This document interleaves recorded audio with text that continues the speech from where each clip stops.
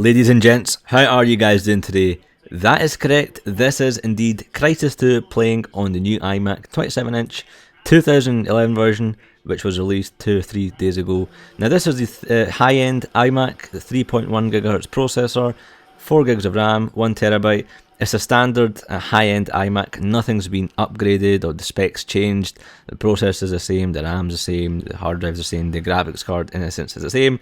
The specs are showing on your screen for those of you who are interested. Now some of you are going to be asking, well, how are you playing this game? Of course, Crysis 2 isn't available for the Mac platform, so I'm running it through Windows 7 Ultimate, and of course you can do that on all Macs thanks to Boot Camp. So I've got a partition set up, about roughly 500 GB, and man, don't those graphics look amazing! A lot of you guys requested this game in particular to be kind of demoed, and here you go. I'll be doing other games, Mafia 2, Portal 2, and a few others that you want to see. Leave me in the comments below what you want to see in relation to the new iMacs. Of course, the new iMac is the one on the right hand side playing the game, hence the point of this video. Now for those of you who haven't seen my other videos that I've done on the new iMac 27-inch 2011 model, then there's a link in the description that will take you to those videos, and in specific I've done kind of speed tests, boot up test, iMovie exporting test, I've done Photoshop CS5 tests. So if you are looking to get a new iMac and you're not too sure, you know what, I'm not too sure if this will work or that will work, take a look at the video, it might help, might give you an idea of what to expect. And if there's anything in specific you want me to cover in terms of gaming, tests, any questions, leave a comment on this video or send me a PM through YouTube. I try to do my best to cover all the comments. If I don't reply, I do read every single comment, but you know, I do try my best to respond to every single PM, but as you can imagine there's a lot of people. But if you've got a unique question, you need something answered, I do answer every kind of PM or email that I get. Now for those of you who are watching this video saying, well, just shut up and just tell us what the settings are of this game. Okay sir. I'm not a gamer, so I'm not too technical with the terms. I mean, the only game that I play is Modern Warfare 2 and Black Ops on the Xbox. So this is my first PC game that I'm playing on this new iMac. So the controls and stuff, the aiming down the sight, as you can see I'm horrible, absolutely pish as they would say. So the settings of the game are, the resolution is 1920 by 1080, full screen mode, VSync is yes, system spec is hardcore. Now those of you thinking what on earth is he on about, these are the settings that when you press the escape button on the keyboard while playing Crysis, when you go into the graphic settings, this is what comes up. I believe this is the most high-end spec that you can get. By hardcore system spec, I mean, you know, you've got a beastly machine, and having the top end iMac, I consider that as a beastly machine.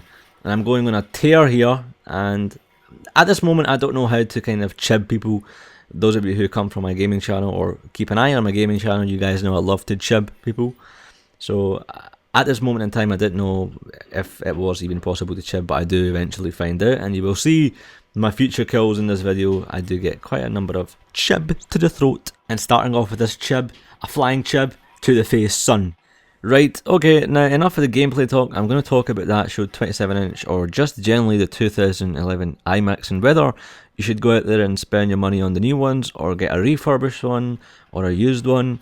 Now, if you've got a 2010 iMac or a late 2009 iMac, in my opinion, you're not really going to benefit in upgrading, because at the end of the day, it's only kind of hardware changes. So you've got, you know, Thunderbolt ports. There's no Thunderbolt devices at the moment on the market, and when they do become available, they're not going to be as cheap as people think. You know, with any new technology, take it SSD or USB 3 or any kind of new technology, you're going to have to pay a premium. So is it, you know, it's all nice to have Thunderbolt, of course, but is it really going to be helpful when, you know, you're the only one that kind of has it realistically, plus the premium that you're going to have to pay for it? And you know, other things about the 2011 27-inch iMacs, the good thing is, you know, you've got faster Wi-Fi connection now. It's got another third antenna over the previous one, so if you do primarily use the internet using Wi-Fi, I use mine's by Ethernet cable, you are going to benefit that way, but there's no kind of design changes. Here's the really interesting and amazing thing coming out of the new 2011 iMacs. Basically, it's reported that Apple is using Intel's new technology when it comes to SSD drives. So in specific, if you've ordered a new iMac and you've upgraded to an SSD, the reason why the ship date is so long is because Apple is waiting for delivery of these new Intel hard drives. And what these Intel hard drives are, in essence, is basically a technology that combines SSD plus a traditional hard drive in the one unit. And the idea behind it is that your operating system and your applications are going to be on the SSD side. Hence, you know, you've got faster boot up times, instant on, similar to the new MacBook Air 2010 versions. It just works like an SSD, works like a treat, a beast. And the other side of the hard drive, or a traditional hard drive, is basically all your junk folder, your movies, music, your documents, your files. And I think that way is good, but is it really worth paying, £380 or £400?